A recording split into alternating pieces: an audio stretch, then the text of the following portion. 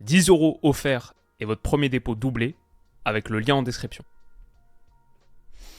Les amis, bienvenue. J'espère que vous allez tous très bien. Très très content de vous retrouver en cette matinée pour un nouveau débrief. Hier, on a parlé bien sûr, où il est ici, de Real Madrid, Manchester City. Immense match. Je regardais en double écran, mais très très légèrement, cet Arsenal-Bayern, mais j'ai pu le rattraper en entier ce matin.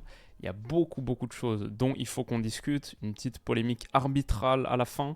Côté Arsenal, même si Thomas Müller n'est pas parfaitement convaincu, je vais vous donner mon avis sur le penalty, Saka, Neuer, etc., l'incident, mais aussi, on en parlera aussi, c'est un petit peu à la fin, entre Raya et Gabriel, peut-être une main dans la surface que l'arbitre ne donne pas. Tuchel était furieux en conférence de presse d'après-match. C'est pas des images qu'on a vues en direct, mais elles sont sorties après. Je pense que ça devait être pendant un ralenti, un truc comme ça. Les réalisateurs aiment pas trop les relances.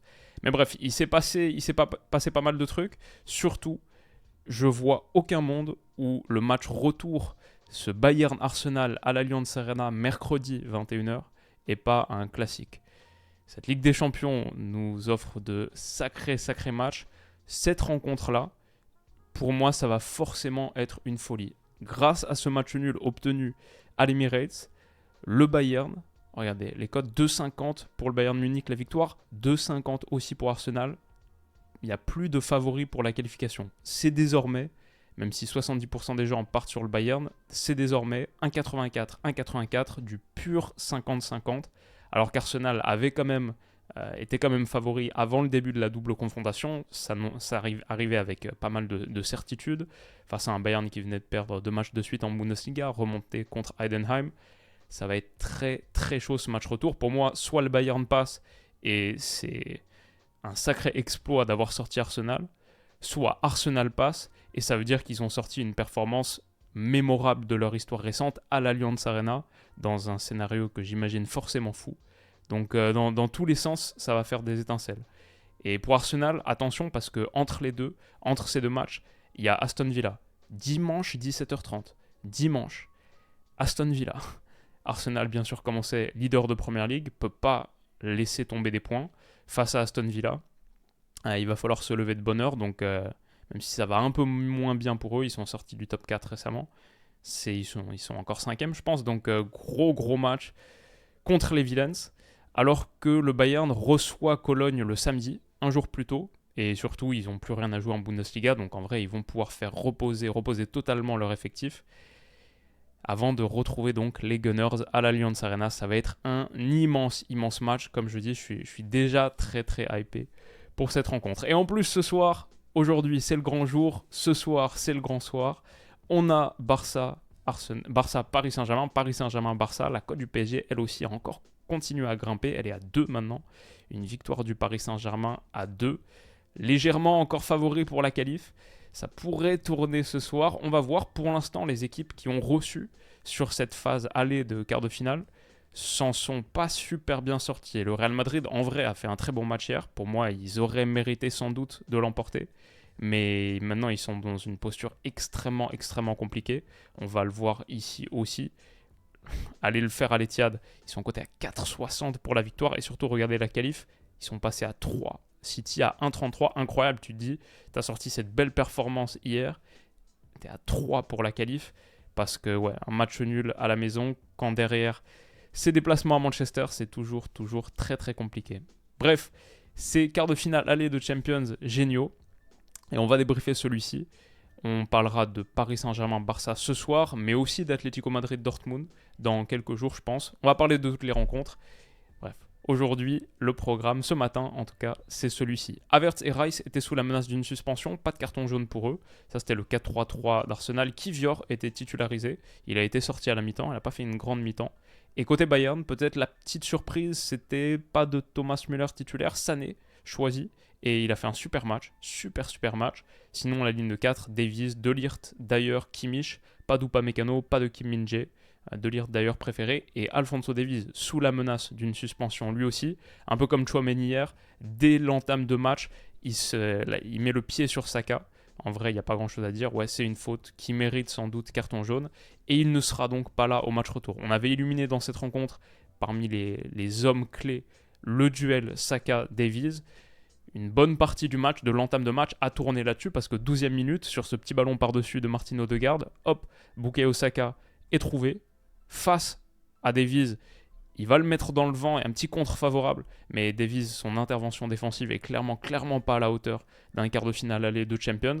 Et derrière, il est battu par la petite passe intérieure de Saka. Saka qui s'est positionné parfaitement dans cet espace, un petit peu sa zone préférentielle, comme ça, demi-espace droit, pour se retourner sur son pied gauche. D'ailleurs, intervient trop tard, il laisse un petit peu trop d'espace. Et la qualité de la frappe de Bukayo, franchement, il a un sacré pied. Ça, on le sait, il peut même le dégainer d'un peu plus loin, extérieur de surface. Mais comme ça, en ayant laissé passer le ballon devant lui pour se retourner et mettre tout son poids sur cette frappe un petit peu liftée, brossée comme ça, c'est magnifique, magnifique geste. Et Bukayo Saka, quart de finale aller de Champions, c'est son soir, c'est le grand soir. Et Arsenal frappe d'emblée. Donc ça a l'air d'être la soirée parfaite à l'Emirates. Mais en vrai, le truc, c'est que même si Odegaard, dans l'ensemble, a fait un bon match, on le voit ici, encore une fois, à la baguette, ballon par-dessus, Gnabry doit intervenir, Davies, qui est toujours obsédé par Saka, là, il y a un vrai duel entre les deux, Gnabry intervient, d'ailleurs, il a été plutôt utile sur le registre défensif, mais second ballon, Havertz, boum, Ben White, face à face, énorme occasion pour Arsenal de faire le break 5 minutes après avoir ouvert le score, peut-être un tournant du match, White, malheureusement, sa frappe est trop axiale, tu peux pas battre Manuel Neuer comme ça. C'est pas forcément le Manuel Neuer d'antan, mais non, ça c'est en plein sur lui, donc il y a un vrai regret là-dessus. Mais ce que je veux dire, c'est que même s'il y a eu des séquences offensivement sur ce début de match d'Arsenal qui étaient pertinentes, défensivement, à la perte du ballon, c'était extrêmement vulnérable, et je pense que le Bayern a déployé le plan tactique quasiment parfait, hyper vertical, pourtant un petit peu remis dans le match par Arsenal. Peut-être que ça tourne aussi différemment si psychologiquement il n'y a pas cette petite faillite. Là, je vois sur ce dégagement de Musiala, c'est un petit peu à la sauvette. Avant que le Bayern réussisse à construire des attaques, des transitions verticales pertinentes où les gars se trouvent et où ça marche bien. Avant ça, il y a une petite période de panique après le premier but. Musiala dégage. Il n'y a pas grand monde qui peut être trouvé vraiment. Ça ressemble à un cycle où Arsenal recycle, récupère la possession, peut remettre en place une séquence. Mais la sortie de Raya, là, c'est un vrai problème. Bon, bien sûr, c'était évident. Pour ceux qui ont vu le match hier, ça, c'est pas normal. Ça te prive d'une passe qui permet de contenir la pression de Harry Kane. Il faut dire aussi Harry Kane, il fait le mouvement qu'il faut.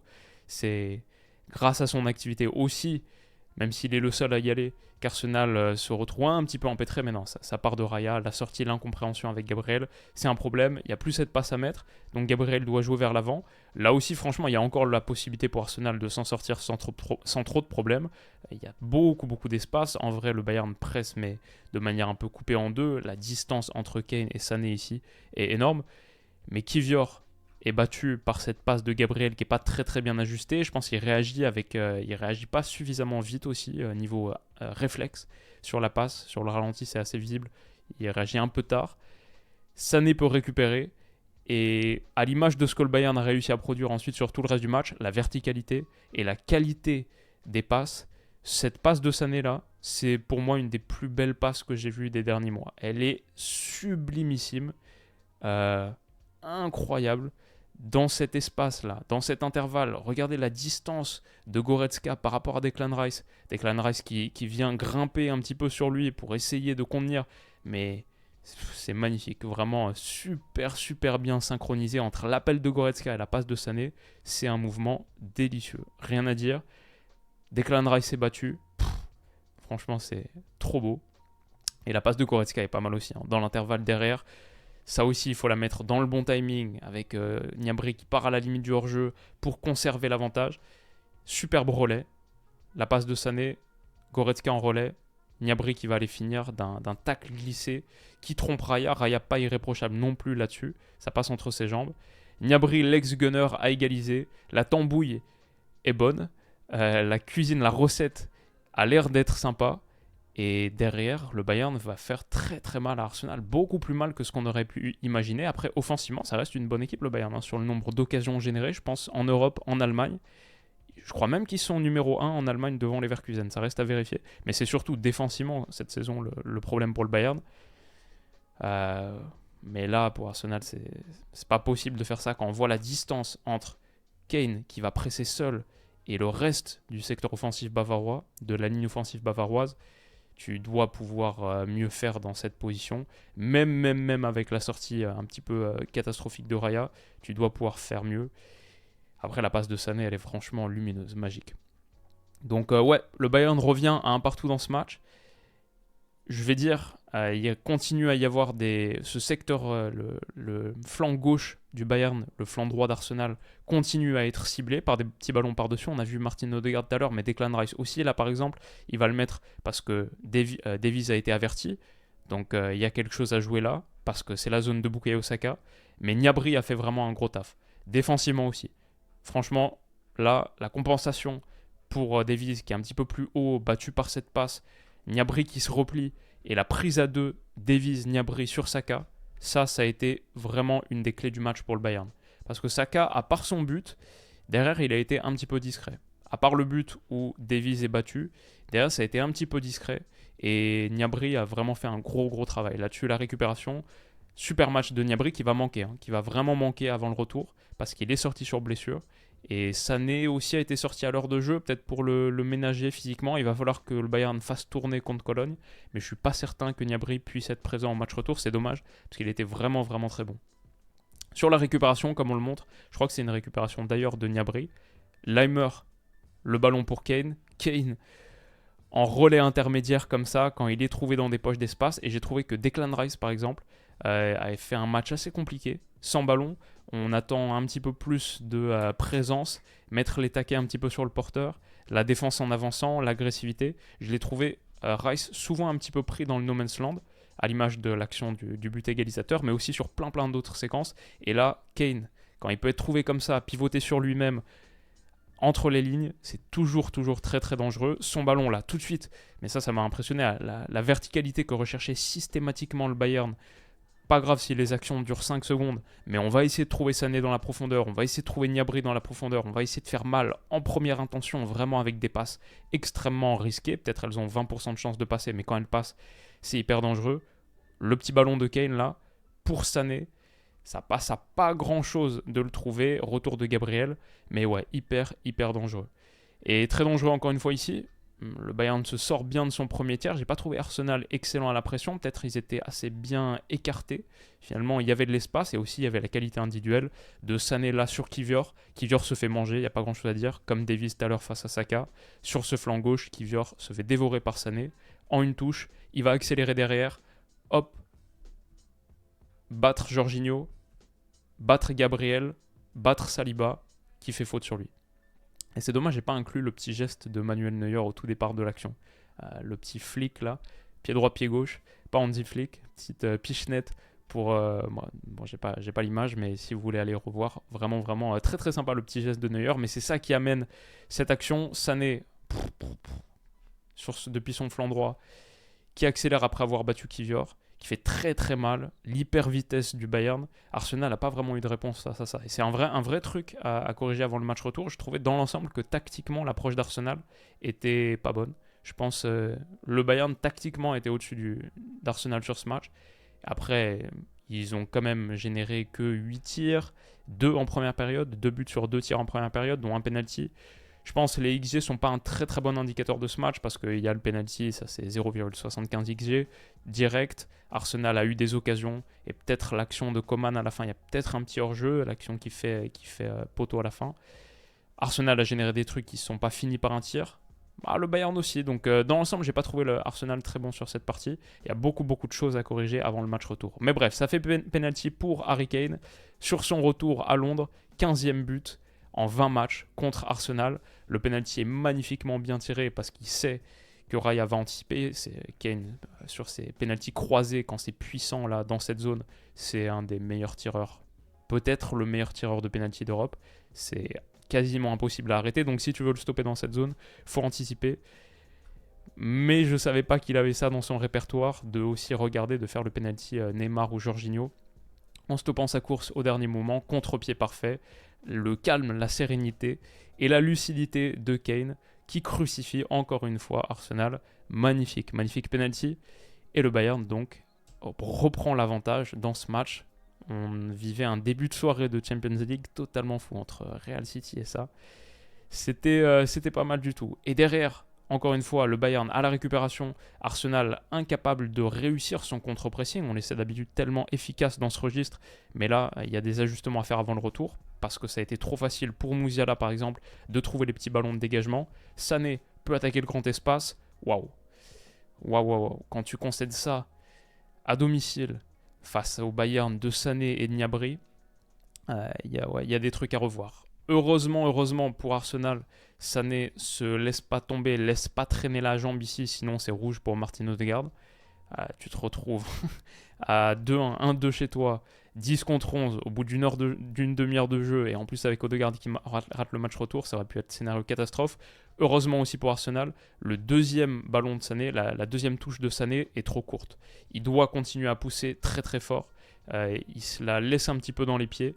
Retour de Ben White, qui aussi a de la défense, la vitesse, la capacité à protéger son secteur défensif, même dans le grand espace. Mais honnêtement, c'est plutôt Sané qui rate sa deuxième touche de balle. Arsenal peut revenir et pas passer à grand chose, de passer à 3-1 derrière à la mi-temps. Et donc cette action, elle se termine pas par un tir, typiquement pour dire que les XG parfois, bon, quand ça compte pour 0,00 XG, du coup, comme il n'y a pas eu de tentative. Ça montre un petit peu aussi la limite de cet indicateur. Mais ouais, dans l'ensemble, Sané a continué de faire très très mal sur son couloir. Kivior, cette fois, ose pas trop intervenir. Il s'est fait un petit peu brûler sur la première fois tout à l'heure. Donc les relais avec Harry Kane, par exemple, comme ici, qui permettent au Bayern d'être très très dangereux et de trouver des espaces intéressants. J'ai trouvé que Arsenal, sur sa défense de transition, a été extrêmement vulnérable. On arrive à la mi-temps à 1-2. Arteta fait entrer Zinchenko à la place de Kivior, qui a souffert sur son côté. Et Zinchenko permet d'avoir un petit peu plus d'équilibre, un petit peu plus de stabilité. C'est un petit peu mieux à partir de son entrée. C'est pas mal aussi quand Trossard et Gabriel Jesus entrent. Ils ont apporté beaucoup sur le secteur offensif. Mais après, le Bayern a continué de faire mal et Arsenal a continué d'être assez vulnérable sur les moments de transition défensive. Encore une fois, honnêtement, ça, en Première Ligue, récemment, ça fait ballon récupéré, ça fait un nouveau cycle de possession pour les Gunners. Mais là, la petite tête de Musiala, très très intelligente, Sané le 1-2, peut aller se projeter, peut aller percuter. Et c'est encore une fois extrêmement dangereux quand tu te retrouves avec 1, 2, 3, 4, 5, 6, 7, 8 joueurs battus en train de courir vers leur propre but sur un petit 1-2 comme ça dans ton premier tiers, c'est que tu as réussi quelque chose de fort. Et derrière, voilà, ça peut accélérer. Sané Gnabry, un axe très très fort de cette rencontre. C'est super dangereux et Arsenal a vraiment souffert en tout cas, ça c'est clair. La frappe passe au-dessus. Je suis un peu surpris que Sané soit sorti au bout de 65 minutes de jeu. Peut-être ça c'est un petit truc pour le Bayern, une petite limite, c'est la capacité physique de leurs joueurs de verticalité. Quand on pense à Sané, qui fait souvent des saisons on and off avec les blessures, même l'entrant, Coman, c'est exactement pareil. Gnabry aussi, qui a été sorti. On voit ici donc le choix de Tuchel. Gnabry, je ne sais pas si j'ai l'image de sa sortie, voilà, 5 minutes plus tard. C'est peut-être ça le souci pour le Bayern aussi. Ils ont ces joueurs capables de faire très très mal à un Arsenal qui est pourtant une des meilleures équipes d'Europe. Mais à quel point est-ce que ça peut vraiment durer physiquement ? Est-ce qu'ils peuvent faire 90 minutes ? Est-ce que ces 2 ou 3 joueurs peuvent faire 90 minutes ? Peut-être une limite en vue du match retour. Mais en même temps, aller s'imposer à l'Allianz Arena, ça aussi, ça va être très très costaud pour Arsenal. Donc match de malade en perspective. Ça va être un sacré truc. Mercredi prochain, soyez au rendez-vous. L'analyse, bien sûr, sera en ligne sur la chaîne et on va passer un sacré moment. J'ai trouvé que Kane, toujours aussi la qualité de distribution sur les moments de transition, quand tu peux avoir Kane en finisseur, certes, mais à la baguette, en quarterback, on le voyait avec Tottenham pour lancer Son, mais aussi en joueur un petit peu de relais comme ça, positionner 3 quarts pour ensuite l'envoyer dans le grand espace. Waouh.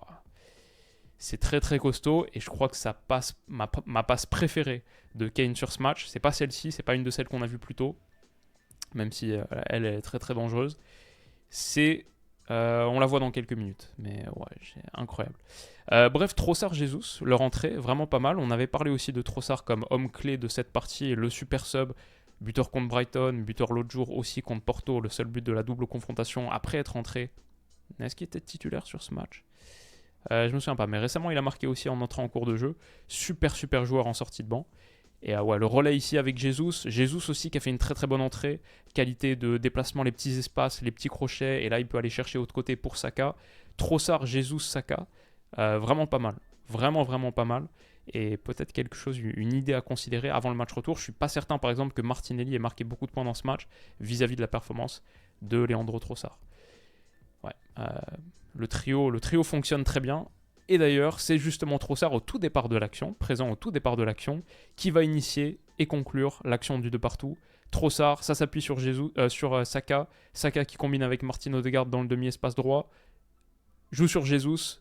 Jesus, magnifique feinte de frappe de Ligt mort à l'hameçon. Ouais, c'est un super geste.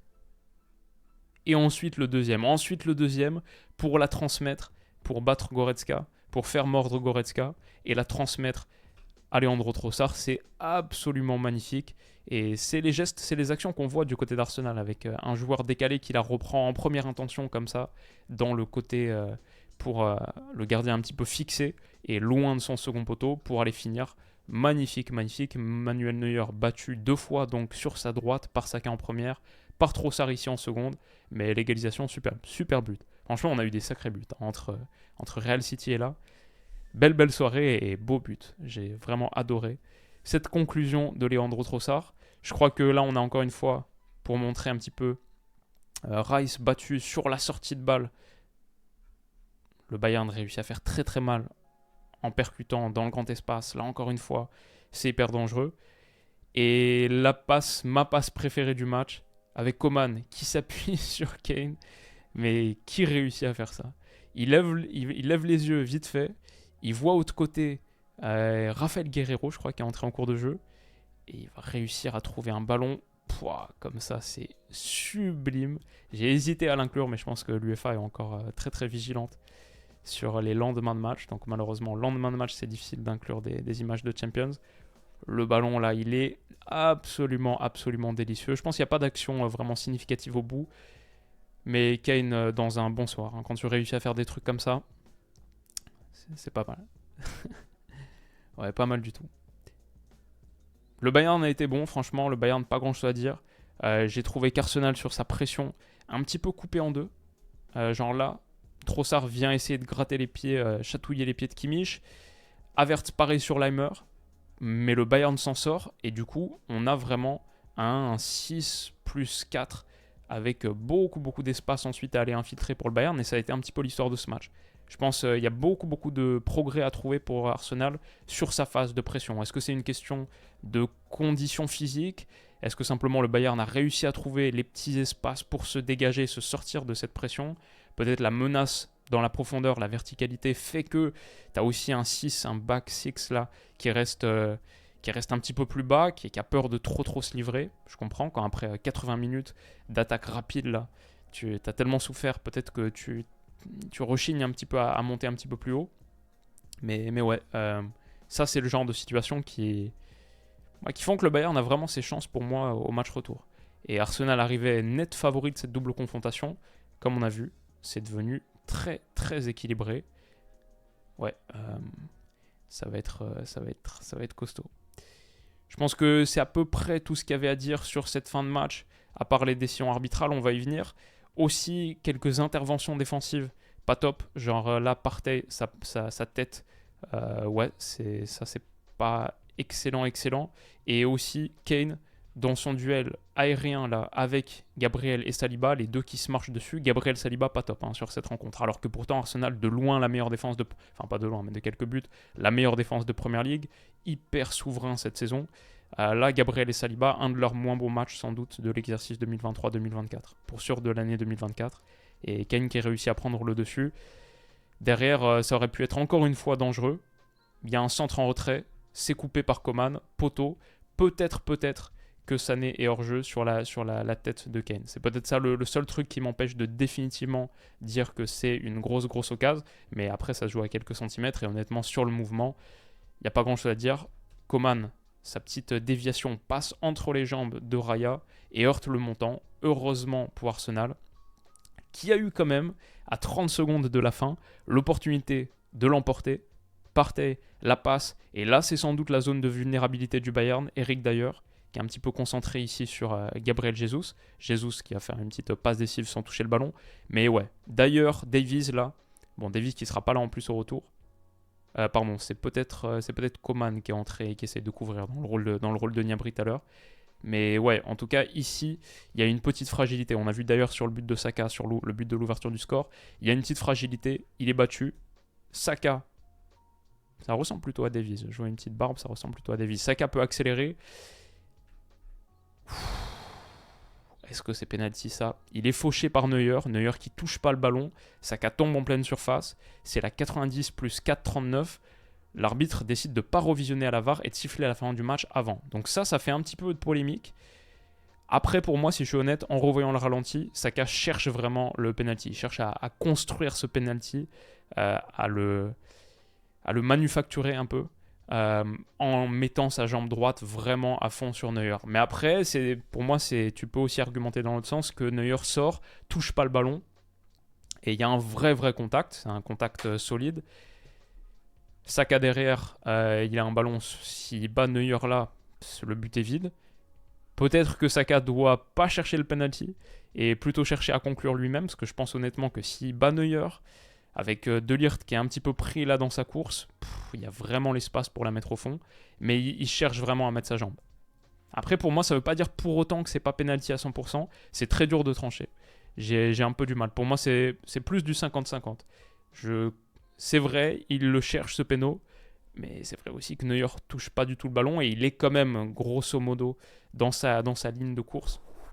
Donc dur à dire. Peut-être que sur la balance des choses, peut-être que c'est relativement raisonnable qu'il n'y ait pas eu de penalty sifflé, même si Arteta n'est pas content, parce que cette action-là qu'on a revue après le match, coup franc joué, 6 mètres joué par Raya sur Gabriel, et Gabriel prend le ballon à la main pour lui rejouer à nouveau le coup franc. En plus, la réaction de l'arbitre, c'est genre, il lève les mains en mode bon, bah, c'est pas grand chose. Et apparemment, il a dit à Tuchel après le match que c'était juste une faute de jeunesse, que ça se siffle pas en quart de finale de Ligue des Champions, etc. Donc il est d'accord qu'il y avait vraiment main, que c'était pas normal. Il avait sifflé avant le 6 mètres. Je comprends la frustration de Tuchel. Je pense dans l'ensemble, je suis aussi un peu d'accord avec l'arbitre dans le sens où si je vois ça donner en quart de finale de Champions, y a pas vraiment on peut pas vraiment dire que le Bayern ait été privé d'un avantage de quoi que ce soit. C'est pas comme s'ils allaient récupérer le ballon, qu'il y avait vraiment danger et que Gabriel s'en sort en la prenant avec les mains. Donc ouais, j'aurais trouvé ça sévère quand même. J'aurais trouvé ça sévère et c'est sûr que si ce péno est donné, ça fait les titres pendant un moment. Je suis pas fan que des matchs de foot d'une telle importance et d'une telle qualité en plus tournent sur des micro-détails comme ça. Mais après, honnêtement, Gabriel, c'est un avertissement sans frais pour lui parce que après aussi si le penalty est donné, il n'y a pas grand chose à dire, hein. Ça reste quand même les règles, même si je suis content, je pense que l'arbitre puisse avoir un petit peu d'interprétation et de bon sens, le bon sens qui fait partie quand même des trucs un petit peu quand tu regardes du côté de l'IFAB, les règles officielles, etc. L'appréciation de l'arbitre, un petit peu le spirit of the game, etc. L'esprit du jeu, ça fait quand même partie du champ de décision arbitrale, de ses prérogatives.